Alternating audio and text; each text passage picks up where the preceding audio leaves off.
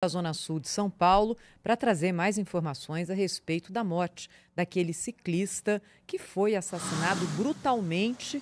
Mataram o Vitor Medrado antes do assalto. É inacreditável o que aconteceu. E uma manifestação agora de manhã na região do Parque do Povo foi feita para celebrar a memória dele, mas também para cobrar mais segurança, né, Maju? Bom dia para você.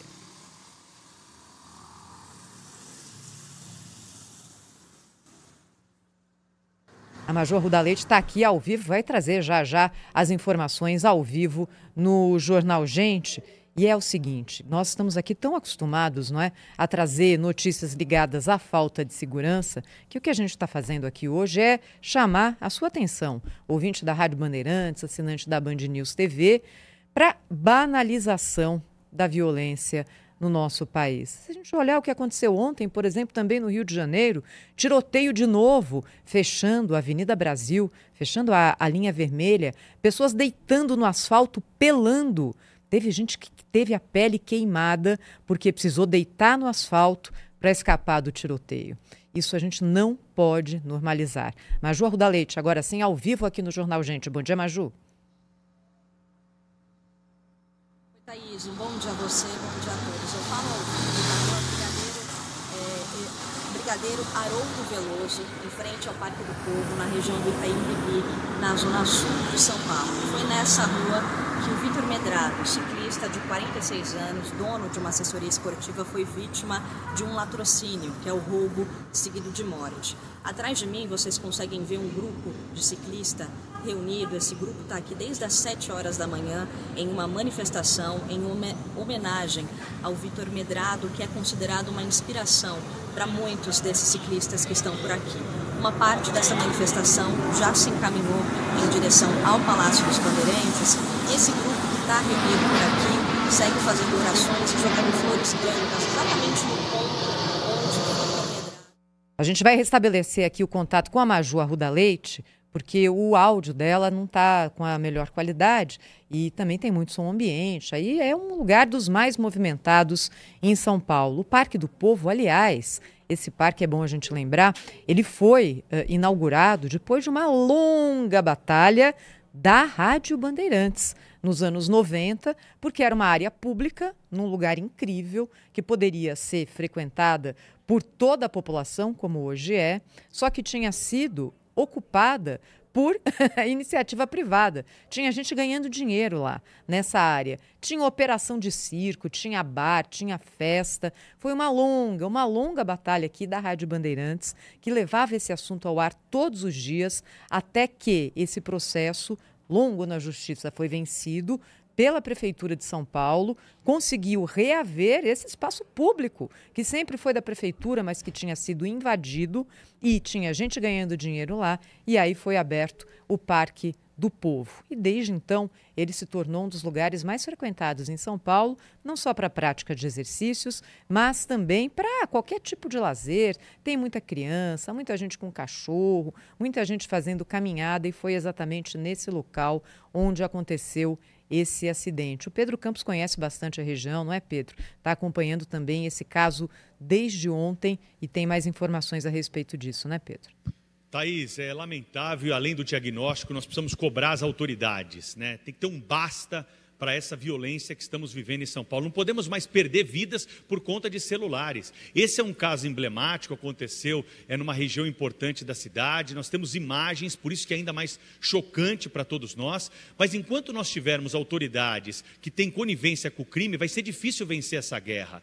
E aqui é preciso dar nome aos bois. O ministro da Justiça, Ricardo Lewandowski, é favorável, por exemplo, ao desencarceramento em massa, desde a época em que estava no Supremo Tribunal Federal. O que o ministro da Justiça tem a dizer depois do caso desse ciclista executado por causa de um celular no Parque do Povo? O ministro Edson Fachin, que puxou os votos no Supremo Tribunal Federal para restrição de operações em São Paulo. Ontem nós tivemos a informação da inteligência da polícia, de um monitoramento que foi feito, de um acusado por um crime importante, mandante da morte de Vinícius Gritzbach, aquele que foi delator da polícia, do PCC, delatou um monte de esquema depois de ser investigado por ligação com a facção criminosa no aeroporto de Guarulhos. A polícia identificou que o criminoso está no Complexo do Alemão, no Rio de Janeiro, onde estão escondidos também outros líderes de facção criminosa, porque a polícia não consegue chegar até esses locais. E não é que não consegue chegar porque não tem expertise, não tem equipamentos para isso. A polícia não consegue chegar porque tem restrições de operações no Rio de Janeiro, como nós estamos denunciando há muito tempo. Então precisamos cobrar dessas autoridades, essas autoridades que enxergam mais o lado do bandido do que da vítima. Está na hora da gente olhar mais para a vítima, a família dessa vítima, que perdeu a vida ontem em São Paulo, num local movimentado, à luz do dia, por conta de um aparelho celular. Não dá para a gente suportar mais situações como essa, enquanto tivermos a porta giratória do bandido que assalta de manhã, passa pela audiência de custódia e volta para roubar novamente durante a tarde nas ruas, nós não vamos superar esse problema. Trouxe aqui na Rádio Bandeirantes, na Band News TV na semana passada, Cláudio, números do roubo e do furto de celulares em São Paulo. Na Avenida Paulista é assim, ó, a cada 10 minutos.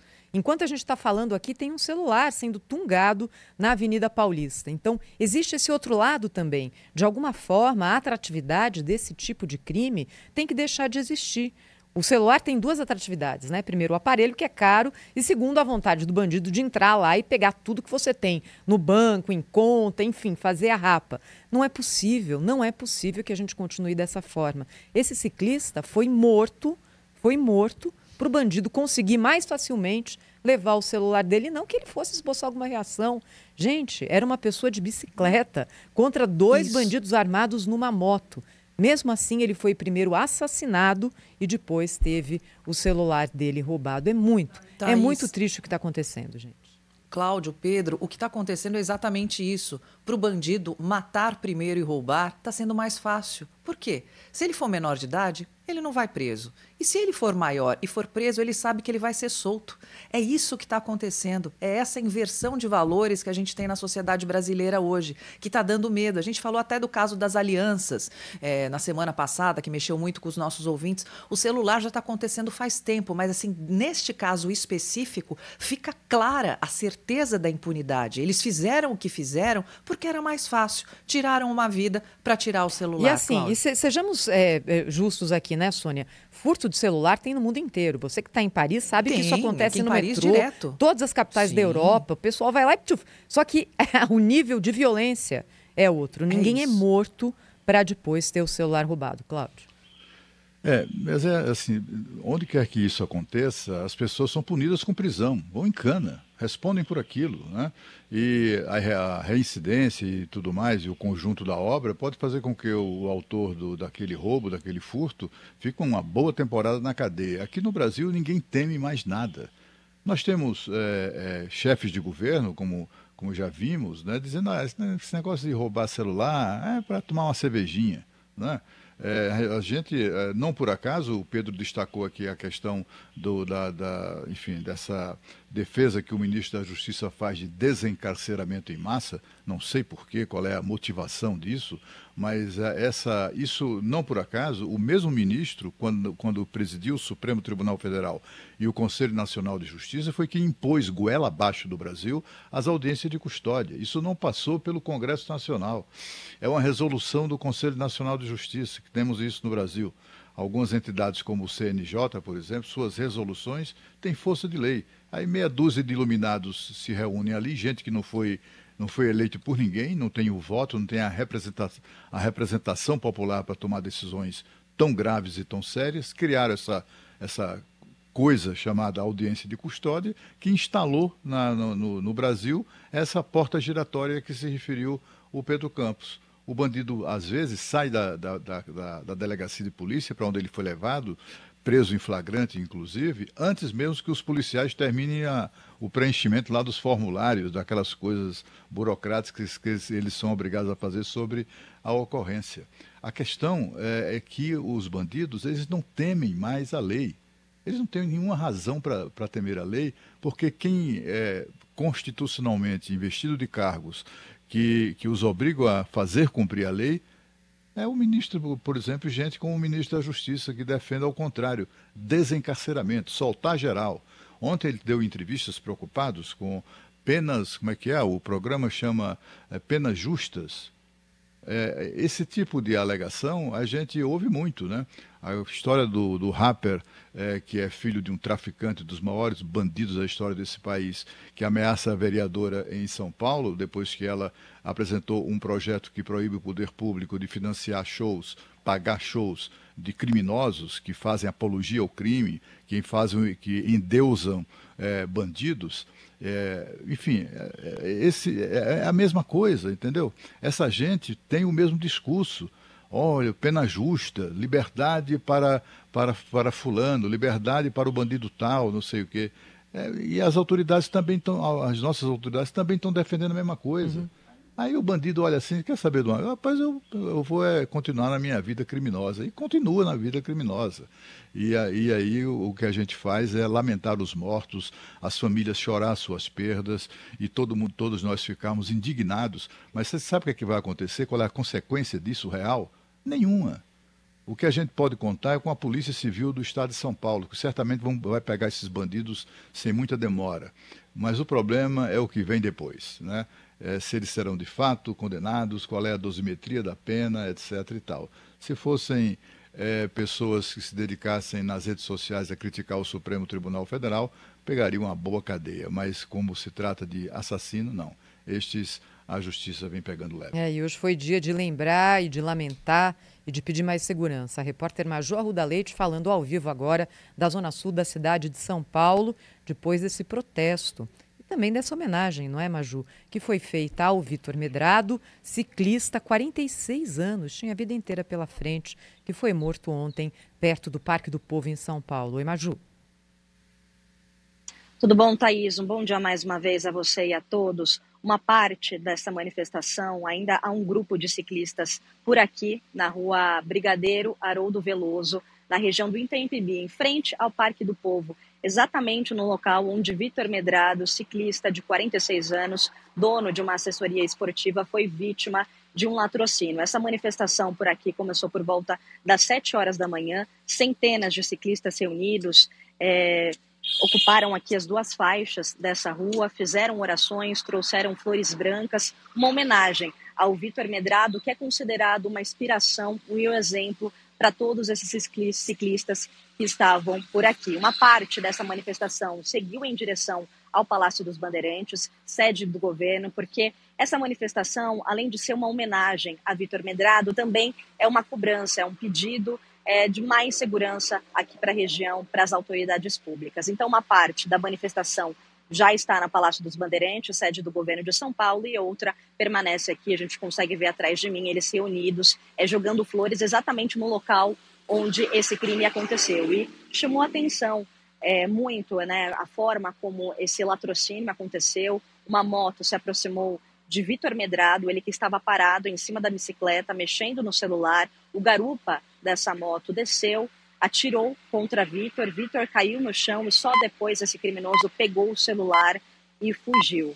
Ainda de acordo com a Secretaria da Segurança Pública, Vitor Medrado foi socorrido, encaminhado ao Hospital das Clínicas, mas não resistiu e acabou morrendo. O que chama a atenção também, a Polícia Civil investiga um outro crime semelhante que aconteceu 5 horas depois e a 3 quilômetros aqui do Parque do Povo, foi na região do Brooklyn. Dessa mesma maneira, 2 criminosos em cima de uma garupa se aproximaram de um motociclista que estava andando, eles abordaram esse motociclista, o garupa também tirou contra esse motociclista, que caiu no chão, acabou sendo atropelado, ele foi socorrido pelo helicóptero da Polícia Militar, foi internado sem risco de vida, mas agora a Polícia Civil investiga se esse caso tem a ver com a morte de Vitor Medrado, porque a moto usada nesses 2 crimes tem a mesma placa, mas os criminosos usavam capacetes diferentes e roupas diferentes, então agora é o que a Polícia Civil busca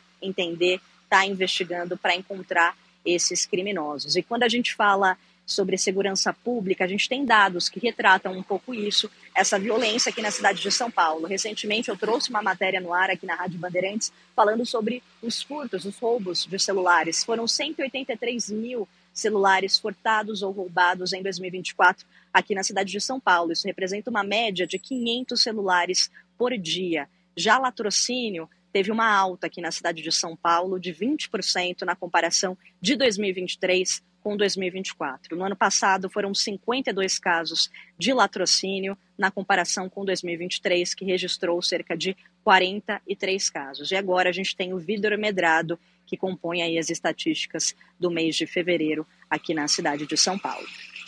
Volto com vocês. Nossa solidariedade à família, a todos os amigos do Vitor que estiveram reunidos nessa manifestação. Nosso abraço mais apertado para eles. Aliás, Sônia, eu vou chamar aqui o Fernando Schiller, colunista da Rádio Bandeirantes, cientista político, que normalmente também fala sobre assuntos da política de Brasília, aqui conosco no Jornal Gente, mas hoje vai começar falando sobre segurança pública, não é? Porque está tudo interligado, não é, Schiller? Questões ligadas à tramitação de leis no Congresso Nacional, avisando as autoridades sobre a questão da segurança. E eu vi que você ficou muito chocado também com esse crime que aconteceu ontem, né, Schiller? Bom dia. Tudo bem, Thaís, Cláudio, Sônia, Pedro. Olha, todo mundo, né? Porque chega muito perto da gente, a verdade é essa, né? E aí tem até um problema de empatia, né? Ontem eu conversava com, obviamente, muita gente sobre isso, né? Assim, porque esse rapaz que foi morto, né? Ele era um treinador de ciclismo, ele andava no Parque do Povo, que é um parque super frequentado por famílias, levam os filhos, eu mesmo várias vezes fui lá, enfim, é muito comum isso. E ele estava na calçada ali, como a gente às vezes fica, né, esperando chegar o aplicativo, o táxi, assim por diante, ou de bicicleta, no caso dele. Então chega muito perto, né? Muita gente, olha, que eu escutava ontem de pessoas dizendo, olha, eu vou dar um tempo, não vou sair de casa, né? Aumento enorme de carro, a venda de carros blindados, não é? Diminuição do uso de bicicletas. São Paulo fez um esforço enorme para as pessoas andarem de bicicleta, né, ter a ciclovia, irem nos parques, né? E quem é que tem ânimo hoje de pegar uma bicicleta na cidade e ir para o parque andar de bicicleta?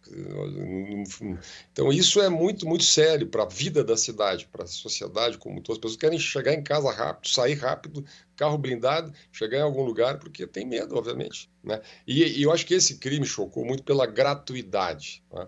Ele tem uma cara de execução, na verdade, tem uma cara de execução. Ontem, inclusive, uma série de teorias, até algumas conspiratórias, sobre simplesmente a execução, né, desse rapaz, enfim, desse ciclista, né? Enfim, agora, o mais curioso disso tudo é que São Paulo tem uma taxa de homicídios entre as mais baixas do Brasil, né? Só para o nosso telespectador ter uma ideia, em 2001, São Paulo teve mais de 5 mil homicídios, né? Ano passado teve 481 homicídios. Então, nós fomos em 20 anos, um pouco mais de 20 anos, de mais de 5 mil para menos de 500 homicídios, não é? Isso é interessante, porque aqui, quando a gente vê o dado, né, parece que a cidade de São Paulo é uma cidade super violenta, ela tem violência, não é? Tem violência gratuita, absurda como essa. Se você comparar com cidades como Recife e Salvador, por exemplo, Salvador tem o dobro de homicídio de São Paulo, tendo uma população muito menor. E uma taxa que é várias vezes, 5, 6, 7 vezes maior de homicídios, né? Por quê? Porque, como acho que o Cláudio comentou, quer dizer, tem uma polícia militar muito mais ostensiva, tem uma política de segurança pública que foi sendo feita ao longo dos anos que produziu esses números. Agora, está tudo por ser feito, né? Comparando com outros países, enfim, o nível de segurança. E aí, o que mais me impressiona nisso, esse tema, eu estudo esse tema há algum tempo, não há consenso no Brasil mínimo sobre como lidar com o problema da violência. Isso que me impressiona, assim, eu participo de fóruns, de discussões sobre isso, não sou especialista, mas acabo acompanhando, né? E você tem visões completamente divergentes no Brasil. Você tem metade do Brasil que acha que tem que endurecer as penas, que tem que fazer a terceirização dos presídios para que os presídios funcionem e façam não só a contenção, como a ressocialização daqueles presos que têm condições de fazer a ressocialização. Isso, inclusive, na Fundação Casa e nas outras unidades socioeducativas chamadas, né? A Sônia tocou no ponto aqui dos chamados antigos, chamados menores de idade, adolescente autor de ato infracional, como se chama hoje, né? Tem que mudar o Estatuto da Criança e Adolescente, tem que ampliar as penas para adolescentes que cometem crimes graves, que muitas vezes são usados de escudo pelo crime organizado, né? Isso já tem projeto no Congresso Nacional. Inclusive, o ex-senador José Serra tinha um projeto para estender até 10 anos, hoje é 3 anos. Então, as perguntas que o jornalismo precisa fazer, assim, por que essas coisas não andam no Brasil?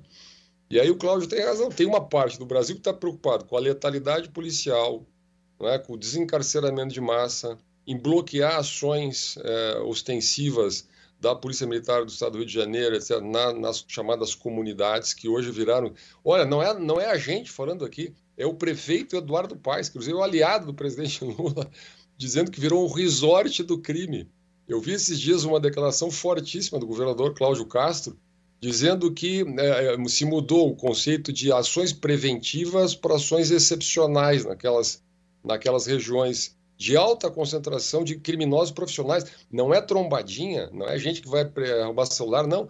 É verdadeiro quartéis generais do crime organizado que se localizam naquelas regiões, porque qualquer operação policial precisa de uma autorização de um conjunto enorme de órgãos públicos. Você perde inteiramente o fator surpresa, você perde inteiramente o sigilo, perde inteiramente a eficácia das ações policiais. Olha, o governador Ronaldo Caiado esteve aqui no Canal Livre, eu participei, acho que a Thaís estava junto, inclusive, e ele disse que o Estado de Goiás faz operações hoje em conjunto com a Polícia do Estado do Rio de Janeiro para, enfim, tentar, de alguma maneira, apreender líderes de facções criminosas Chile, de Goiás. E não só nesse caso, viu, Chile? O que a gente